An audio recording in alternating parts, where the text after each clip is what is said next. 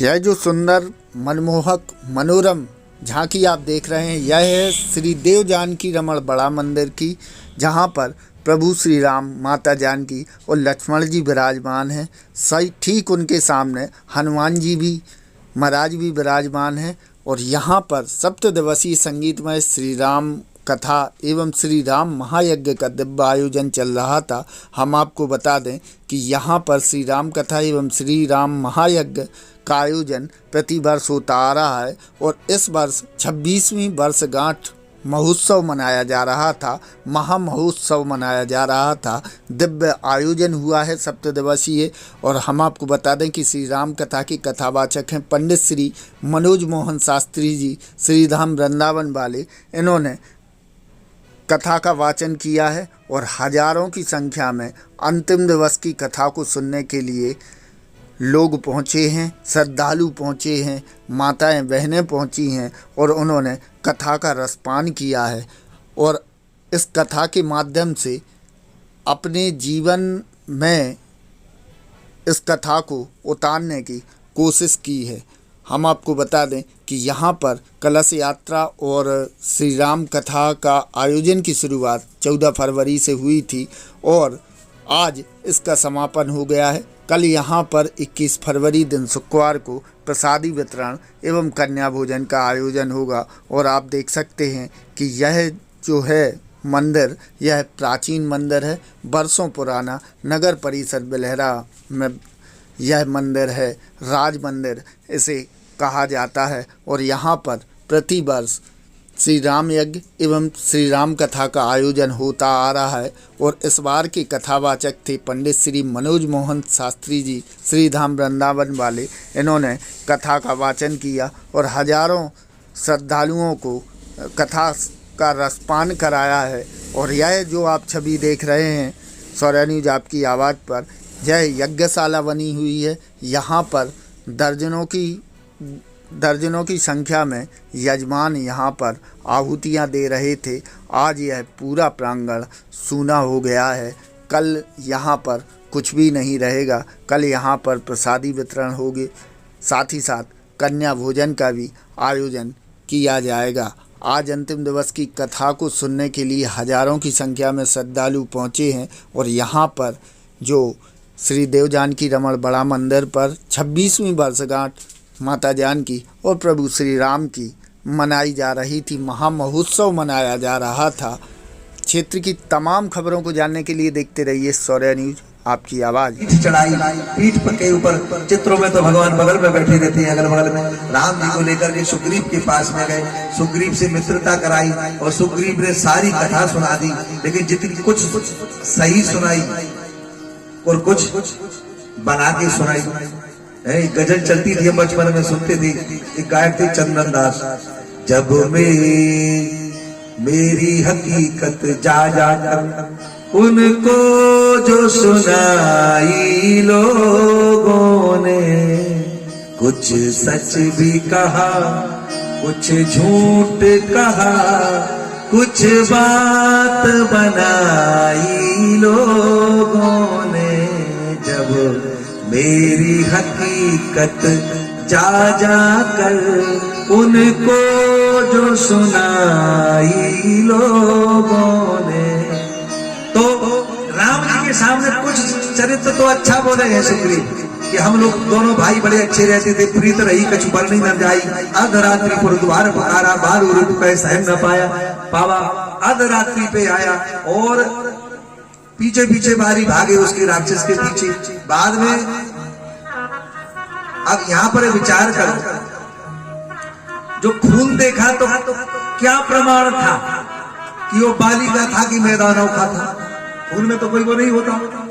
दूसरी बात ये बोले कि जब मैं लौट करके आया तो पर्यायी माने जबरदस्ती मिलके सबने हमको राज्य दे दिया, क्योंकि और दूसरा कोई था ही नहीं वहां। विचार करो। और वो बाली कहता है यह तनय मम सम विनय बल कल्याण प्रद प्रभु की। राम जी तो जब जागे, जब वो बोला कि ये मेरा तनय है, ये अंगद आप मेरे ही जैसा बल वाला है, मेरे ही जैसा गुण वाला है, तब राम जी समझ गए कि आगे बाकी की कहानी सुग्रीव ने सही नहीं बताई। ये भी राज्य करने लायक था अनवर, लेकिन प्रभु ने फिर भी सुग्रीव को अपना लिया और सुग्रीव के पूरे शरीर में रक्त बहता था, इतना इनको कष्ट था, इतना पिट चुकी थी। कर परसा सुग्रीव शरीरा, तन भाकुल सुमिटी सब पीरा।